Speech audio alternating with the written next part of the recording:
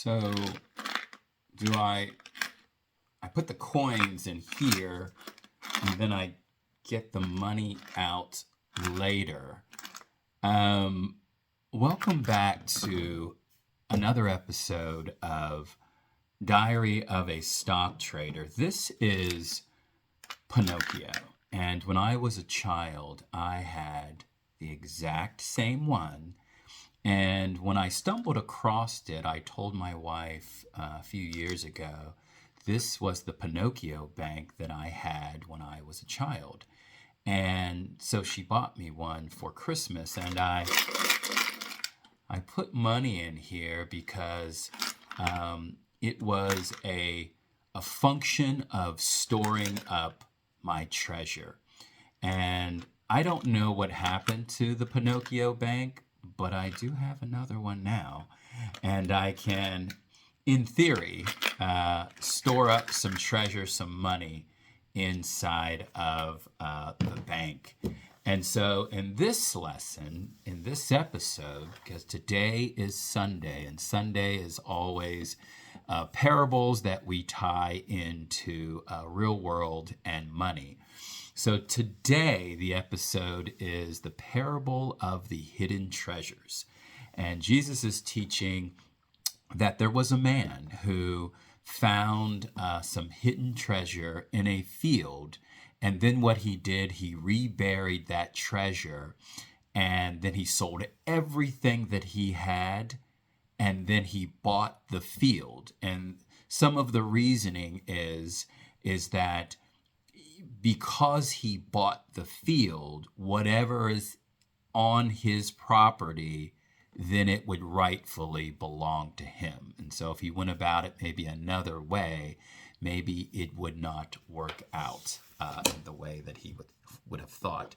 So I'll quickly read some of the explanation and then we'll jump right in.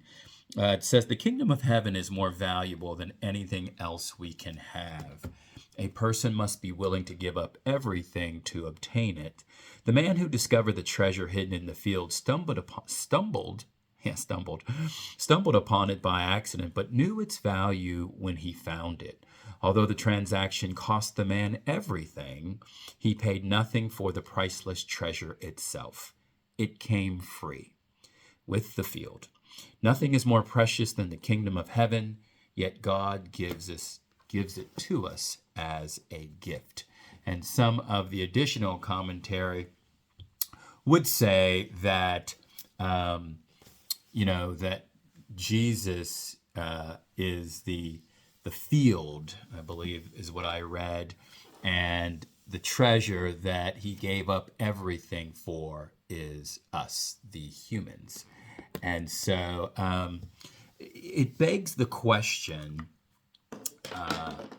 what are we willing to give up? What treasures do we find in our lifetime? And where do we store up our treasures? So we're going to take a quick look at that in just a moment. So a couple of housekeeping items. If you haven't subscribed to the channel, please do so. If you like what we do in these short videos, we try to do maybe 2 or 3 a week. Please share it with a friend, but certainly hit that subscribe button and give me a follow, and hopefully you're going to get good value out of what I do. Again, hopefully every week there is some sort of nugget, some sort of philosophy or a concept that will bring you some value. Also, as many of you know, I coach, and if you're interested in learning more about trading, I have a Kraken Trading Academy where we meet once a week and we have training in a group setting. If you're interested in learning more about it, go to my link tree and you see it listed below. And if I can answer any questions for you, certainly DM me. It works out to less than $20 per session. We typically go about 90 minutes. So one of the passages in Matthew's where I was reading from is also Matthew 6:19 and 21. And so as we were talking about the man who found the hidden treasure and what that concept or that teaching was like, there is also one that says, Do not lay up for yourselves treasure on earth where moth and rust destroy and where thieves break in and steal, but lay up for yourselves treasures in heaven. For where your treasure is, there your heart will also be. And so the point of that, as we tie it into money, is that money isn't evil. Jesus was teaching that what you invest in reveals what your true value is. If all of your energy, thoughts, and purpose revolve around accumulating wealth, then your heart has become attached to something very, very temporary. So you'll hear me say often that I think the most and two important things in life is being happy and being healthy. And if you can add the financial component to it, where you do some things and you find a great deal of success, that too is also wonderful. But the most important thing is, and again, this is not a Bible sermon or anything, it is being here on this earth is very temporary. And the older I get, the more I realize how little time I have left.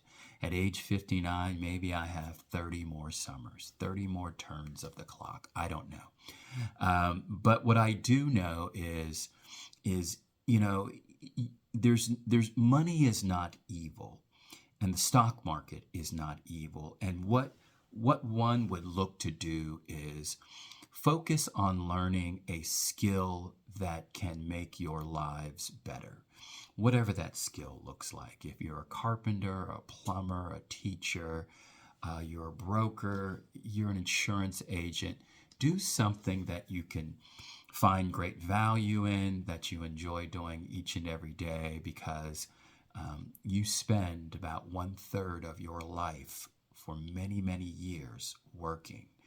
And work is not the goal.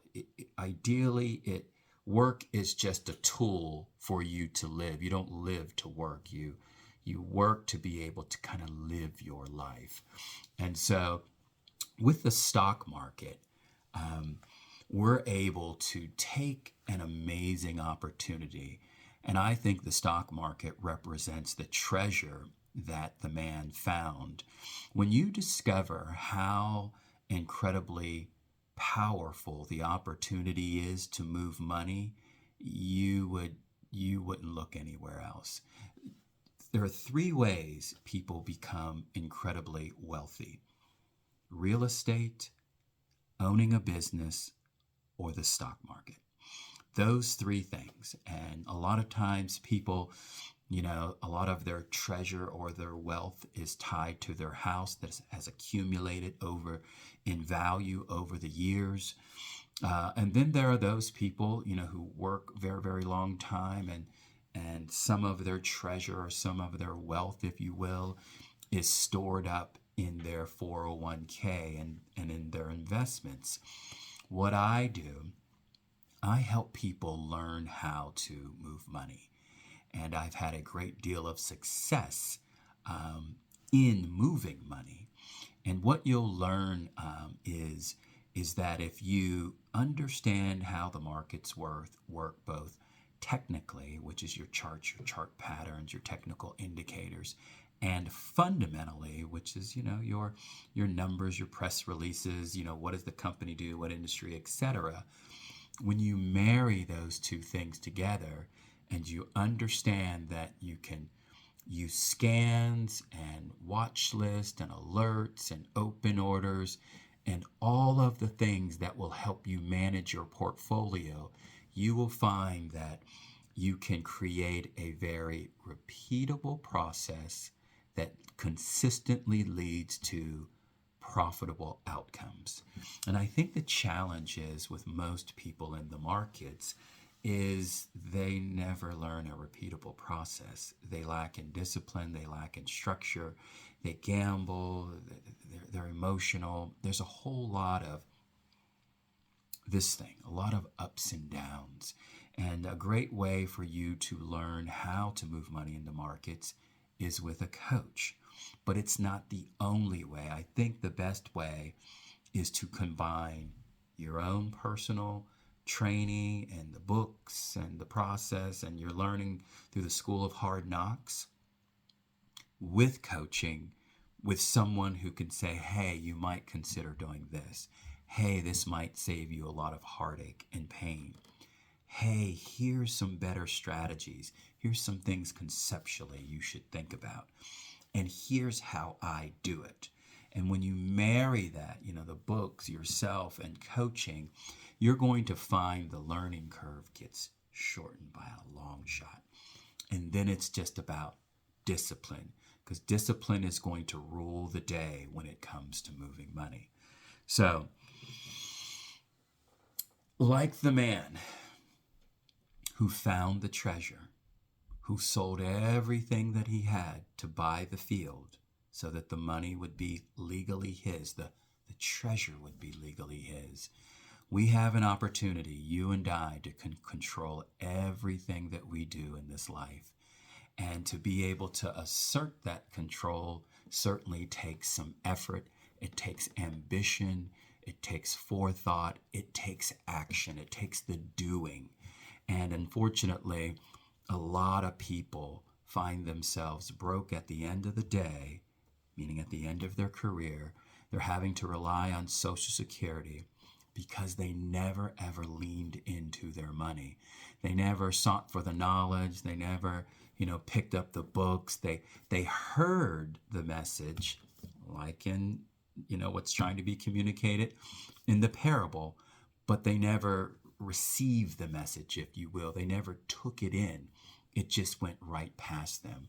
So this Sunday, today is August the 2nd, I would encourage you to lean into whatever that thing is, to lean into not only living, to lean into the joy of life, to lean into being happy, to lean into being healthy, to lean into being a go-getter. Try to achieve everything that this life offers, because when it is over, it is over.